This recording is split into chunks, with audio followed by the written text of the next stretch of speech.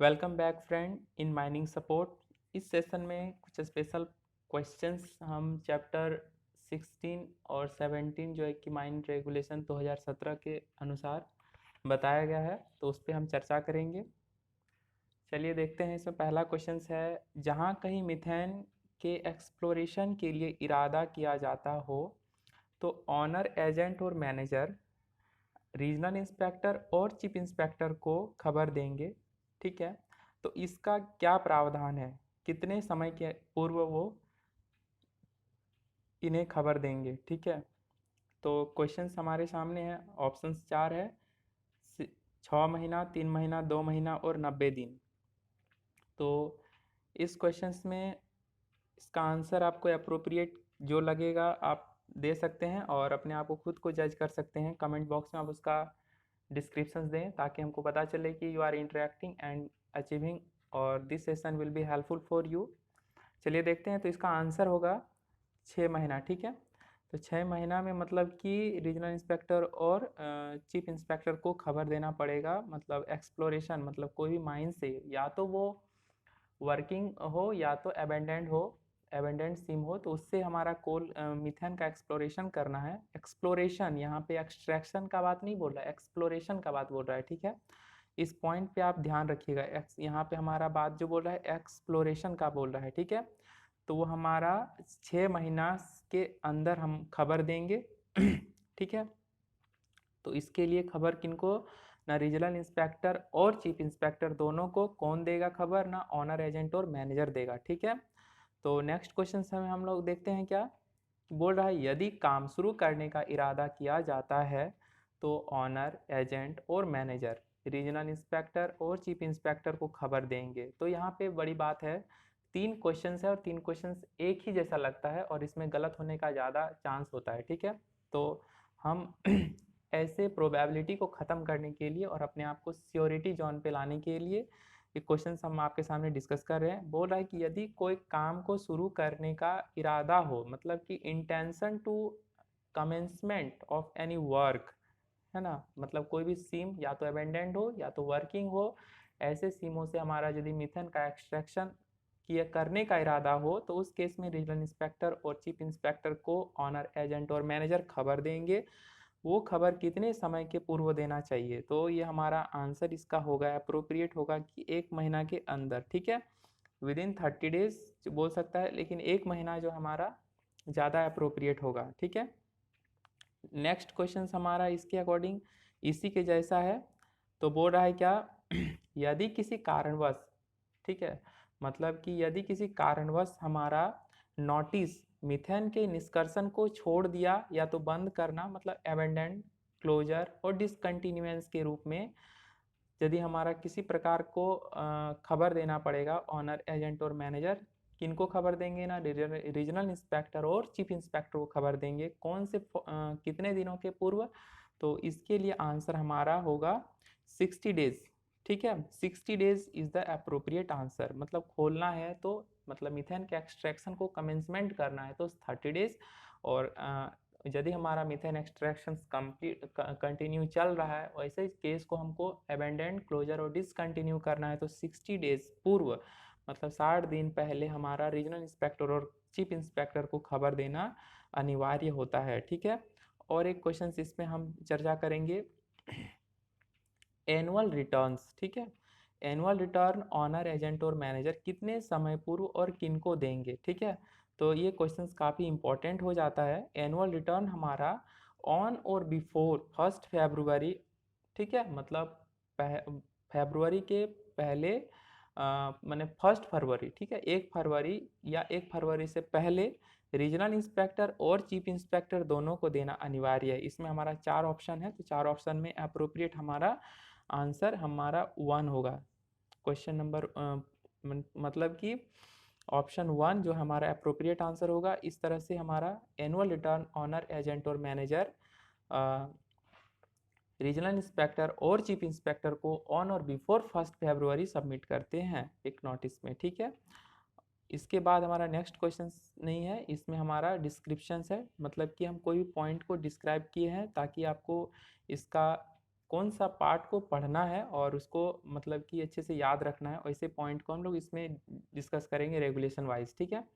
तो रेगुलेशन 227 में हमको बता रहा है ये रेगुलेशंस किस किस पर है ना, ventilation plan for methane exploration and extraction below ground, मतलब कि वेंटिलेशन प्लान और फॉर मीथेन एक्सप्लोरेशन और एक्सट्रैक्शन बिलो ग्राउंड, मीथेन का यदि कहीं निकासी हो या तो मतलब जांच हो, उस केस में वेंटिलेशन प्लान में किस किस चीज़ों का बनना या तो बनाना अनिवार्य होता है, और रेगुलेशन 227 के अकॉर्डिंग हमको बताया गया है। इस पे हम लोग देखते हैं कि यदि हमारा कोल बैरियर मतलब कोल स्ट्राटा जो है कि 150 मीटर का हमारा मतलब थिकनेस रख के, मतलब कि जहाँ हमारा पुराना बोरहोल है और हम नया बोरहोल जो कर रहे हैं उसके बीच में कम से कम हमारा 150 मीटर का पार्टिंग होना जरूरी है, ठीक है। ये पॉइंट हमारा 227 के अकॉर्डिंग कहा गया है, ठीक है। इसके बाद हमारा रेगुलेशन 229 में मतलब कि वेल्डिंग कटिंग और फ्यूज़न के केस में रेगुलेशन दिया गया है 229। इसमें 229 वेल्डिंग कटिंग और फ्यूज़न के केस में रेगुलेशन है। इसमें आपको कुछ नहीं पढ़ना है ज़्यादा, स्पेशली थोड़ा सा जानकारी रखना है कि कहीं भी इलेक्ट्रिक वेल्डिंग कटिंग और रिपेयरिंग का काम चल रहा हो तो उस केस में केवल और केवल विशेष रूप से रीजनल इंस्पेक्टर हस्तक्षेप करेंगे, ठीक है। मतलब कि रीजनल इंस्पेक्टर की राय यदि होगा तो वैसे केस में हमारा कटिंग वेल्डिंग और फ्यूज़न मिथेन एक्सप्लोरेशन के केस में और एक्सट्रैक्शन के केस में किया जाना चाहिए, ठीक है। इसके अकॉर्डिंग होगा, ठीक है। नेक्स्ट हमारा 237 रेगुलेशन कह रहा है क्या कि सेक्शनलाइजेशन ऑफ मिथेन पाइपलाइन, ठीक है। तो मिथेन पाइपलाइन का सेक्शनलाइजेशन करना क्यों जरूरी है, ठीक है। तो उसके केस में हमारा क्या है कि सेक्शनलाइजेशन करने से क्या होगा कि कहीं बाय द वे हमारा सेक्शन में कहीं रप्चर हो गया है तो उसमें हमारा मिथेन डाइल्यूट हो जाता है और उसका बैड इफेक्ट हमारा खदान में नहीं दिखता है, तो इसलिए हमको सेक्शनलाइजेशन मिथेन पाइपलाइन का करके रखना जरूरी होता है रेगुलेशन 231 के अकॉर्डिंग। इसमें हमारा क्या होता है ना कि ऑटोमेटिक कंट्रोल वाल्व होता है, मतलब कि रेगुलेशन 231 के अनुसार बताया गया है कि मिथेन पाइपलाइन का सेक्शनलाइजेशन करना बहुत ज़रूरी है। इसमें एक ऑटोमेटिक कंट्रोल वाल्व होता है, तो यहाँ पे आपका क्वेश्चन रह सकता है कि मिथेन पाइपलाइन में कौन कौन सा हमारा वाल्व होता है। तो उसमें हमारा ऑटोमेटिक कंट्रोल वाल्व होता है, फिर न्यूमेटिक वाल्व होता है, ऑटोमेटिक कंट्रोल वाल्व होता है, ठीक है। तो हम सब वाल्व को बारीकी से हम बता रहे हैं, ठीक है। आप इसको केवल अच्छे से सुने, ठीक है। तो कहा जा रहा है कि ऑटोमेटिक कंट्रोल वाल्व का इस नाम ही से क्लियर हो रहा है कि हमारा जब भी मतलब कि रप्चर के केस में हमारा वाल्व ऑटोमेटिक कंट्रोल होता है और किसी केस में हमारा मिथेन का कंट्रोलेशन पे ज़्यादा फोकस करता है, ठीक है। अब यहाँ पे ट्रेसर ट्यूबिंग क्या है और न्यूमेटिक भाल्व क्या है। तो ट्रेसर ट्यूबिंग और न्यूमेटिक भाल्व एक दूसरे से जुड़ा होता है, ठीक है। यदि कहीं हमारा किसी केस में प्रेशर में ड्रॉप होता है, ठीक है, मतलब प्रेशर घटता है, तो उस केस में हमारा tracer tubing pneumatic valve operate होता है। मतलब कि कभी भी किसी केस में ट्रेसर ट्यूबिंग में यदि प्रेशर घटता या बढ़ता हो तो न्यूमेटिक भाल्व ऑपरेशन में आता है। और न्यूमेटिक भाल्व से क्या होता है कि न्यूमेटिक भाल्व ऑटोमेटिक भाल्व से जुड़ा होता है और उस तरह से वो हमारा मेन पाइपलाइन में किसी प्रकार का रप्चर को रोकता है, ठीक है। इसके बाद रेगुलेशन 232 आता है। रेगुलेशन 232 में बेसिकली जानना है क्या कि methane and other gas monitoring system in case of positive pressure in reservoir, ठीक है। मतलब कि पॉजिटिव प्रेशर यदि प्रेशर बढ़ता हो तो उस केस में क्या होता है कि रेगुलेशन क्या कह रहा है पहले समझना है कि रेगुलेशन 232 है क्या। तो रेगुलेशन 232 है methane and other gas monitoring system in case of positive pressure in reservoir, ठीक है। तो रिजर्वेयर में पॉजिटिव प्रेशर किसी केस में हमारा मतलब कि प्रेशर बढ़ता हो तो मीथेन गैस मॉनिटरिंग सिस्टम का होना जरूरी है और क्या क्या चीज़ें उसमें जरूरी रूप से लगाया जाएगा ये हमारा रेगुलेशन कहता है। तो हमको जानना है क्या कि ऑडियो विजुअल अलार्म और साथ ही साथ कंटिन्यूअस मिथेन मॉनिटर, मतलब कि हमारा मेन पाइपलाइन के साथ ऑडियो विजुअल अलार्म हमारा कंटिन्यूअस मिथेन मॉनिटरिंग सिस्टम लगा होना बहुत ज़रूरी है। दूसरा केस बोल रहा है कि 500 मीटर 500 मीटर किसमें ना, मेन पाइपलाइन के रिटर्न एयरवे में। यहाँ पे पॉइंट आपको बारीकी से पकड़ना है कि हमारा मेन पाइपलाइन जो है उसके 500 मीटर के रिटर्न एयरवे में हमारा क्या रहेगा कि एक मॉनिटरिंग पॉइंट होगा कि ठीक है, मतलब मेन पाइपलाइन में हमारा मीथेन मॉनिटरिंग या कंटिन्यूअस मॉनिटरिंग डिवाइस लगा रहेगा। ठीक है, साथ ही साथ क्या कह रहा है कि यदि रीजनल इंस्पेक्टर की राय हो तो 500 मीटर से घटा भी सकते हैं इसके इंस्टॉलेशन को, मतलब कि इसके।